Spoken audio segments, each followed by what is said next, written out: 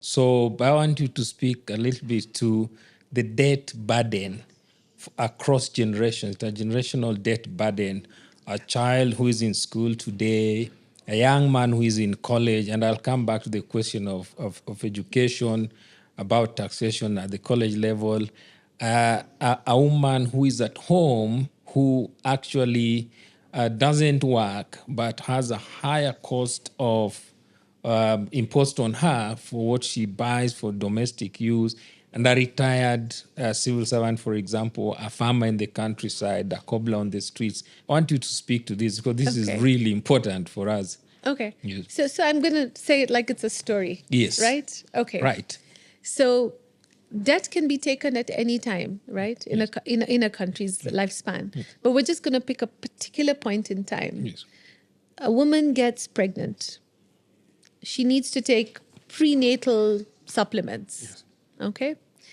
And 9 months later, if all goes well, the child will be born. And let's assume that when she gets pregnant, that's when a government takes on a loan or a debt. Yes.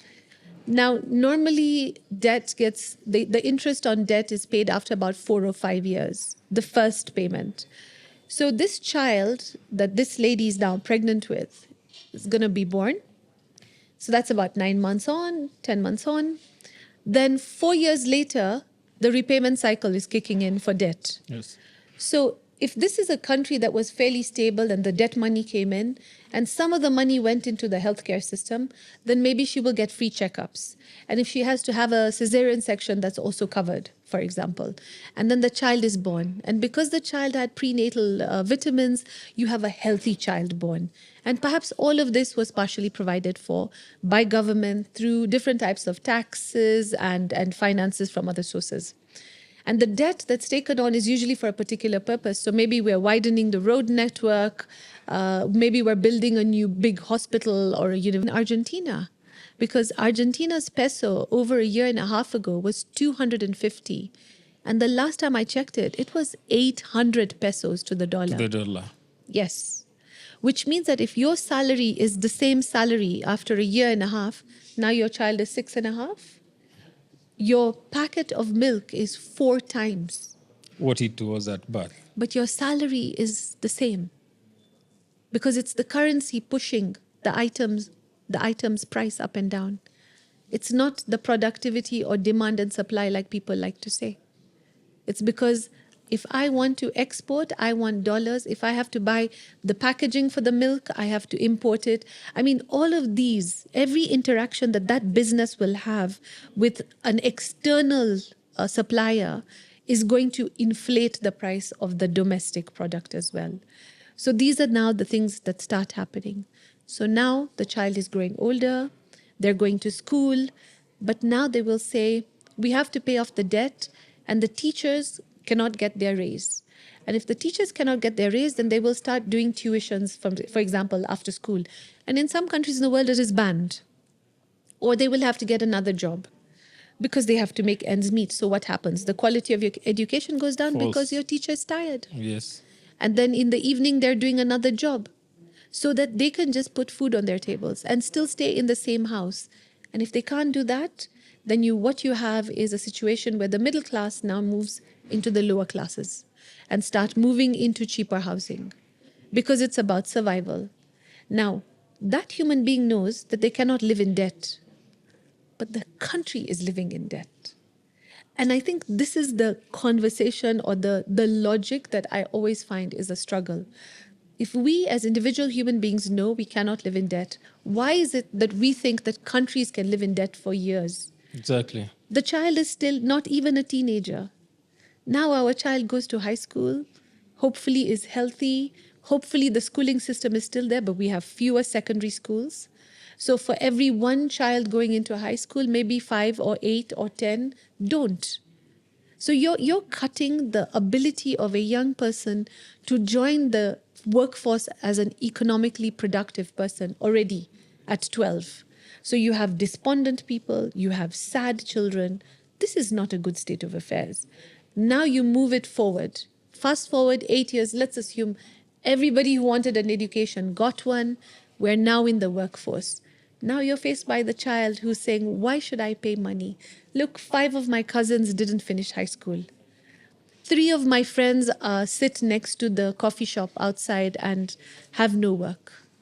You know, these are now the lived realities of people in developing countries. Now, at the 20-year mark, remember the interest rate was being paid. So as the child hits 15, still interest rate only, hits 20, still interest rates only. But when they hit 25, now you have to pay the full amount.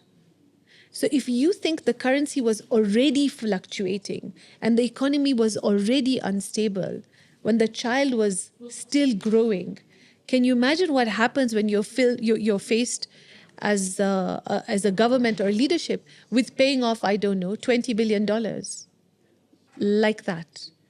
The one thing I haven't talked about is the electoral cycle, because this is not going to be the same government that took the loan. Electoral cycles are 2 5-year cycles or 2 7-year cycles, depending on where you are. Yes. So your allegedly democratic country has a situation where the person who took on the debt, the government that survived 5 years without paying interest rates, is Retired. not the one who's going to be In office. left holding the baby. Okay. So, yeah. So this then produces a cycle of poor people with a higher debt burden, Yes. right? Then how do we start to address that at the basic level, right from the house? How do we start? Because you've introduced politics. It's these poor people who elect the politicians, Yeah. but the debt burden is the biggest problem they have to live with. Yes. So how do we start to address that question I think from this poor level? I actually think that the most important answer is the information access. Because I think if enough people can see those debt agreements, then the power politics in the debt agreements gets muted also quite a bit. I mean, let's give you a very bizarre example. There has been situations where countries are told if they don't do something in their laws, they won't get a debt or they wouldn't be eligible for debt. For a loan, yes. Yes. Yeah. So let's say if you don't set up a casino in your country, or if you don't, I don't know, legalize alcohol, let's pick something that is a little bit, hopefully a little bit neutral, but a tad emotive. So if you don't legalize gambling in this country, we're not going to give you debt money. If you don't legalize alcohol, we're not going to give you debt money. But the question in my mind is, at the point in time when you can write a clause like that in a debt agreement, Yes.